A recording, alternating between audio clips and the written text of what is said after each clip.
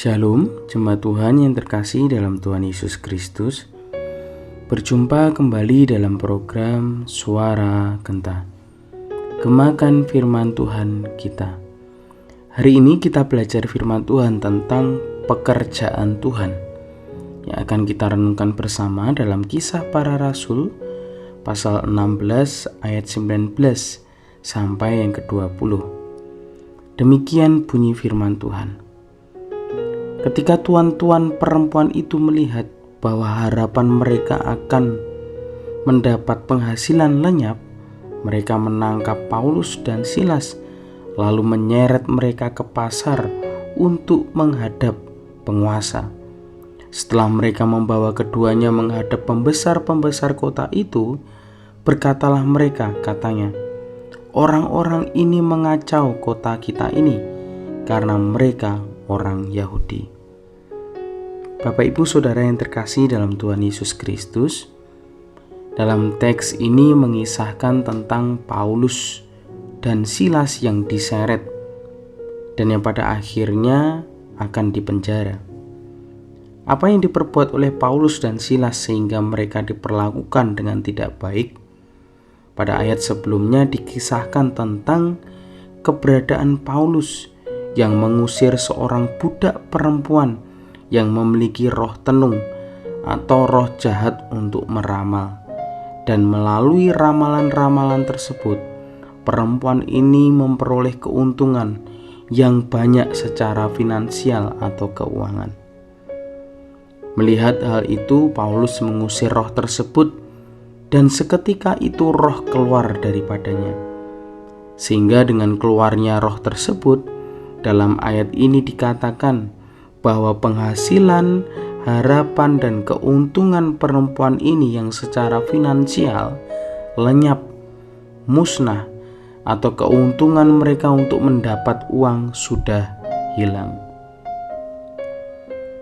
Yang maksudnya dalam teks ini memberitahukan atau menjelaskan kepada para pembaca tentang dua hal pekerjaan atau tentang dua perkara.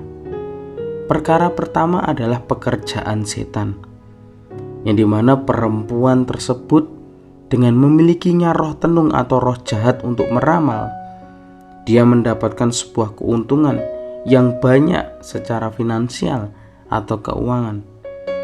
Dan perkara kedua adalah pekerjaan Tuhan, yang dimana atas atau dalam nama Tuhan Yesus Kristus, Paulus dapat mengusir roh jahat atau roh peramal yang itu membutakan seorang perempuan tersebut untuk mencari penghidupan atau keuntungan secara keuangan.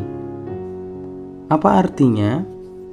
Sebagai orang percaya yang melayani dalam pekerjaan Tuhan, keuntungan yang dicari dalam sebuah pekerjaan pelayanan bukanlah keuntungan secara keuangan, keuntungan secara finansial, atau penghidupan secara jasmani. Memang secara manusiawi semua orang butuh penghidupan.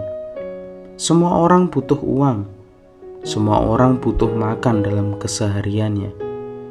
Namun melalui kisah dalam teks ini memberikan pemahaman kepada semua orang percaya bahwa dalam pekerjaan pelayanan Tuhan pasti akan banyak mengalami rintangan, godaan, dan fitnahan, sehingga seorang percaya tersebut diperhadapkan dengan sebuah pilihan-pilihan. Pilihan pertama adalah melayani pekerjaan Tuhan untuk mencari keuntungan yang tanpa mempedulikan Tuhan, atau melayani pekerjaan Tuhan yang hanya untuk meninggikan Tuhan serta percaya akan berkat dan penyertaan Tuhan. Menjadi perenungan kita bersama, dalam setiap pekerjaan pelayanan yang Tuhan percayakan kepada semua orang percaya, ketika berbicara tentang keuntungan, bahwa dalam melayani pekerjaan Tuhan bukanlah kita yang mencari keuntungan, tetapi kitalah yang beruntung karena dipercayakan untuk melakukan atau melayani dalam proyek dan pekerjaan pelayanan Tuhan.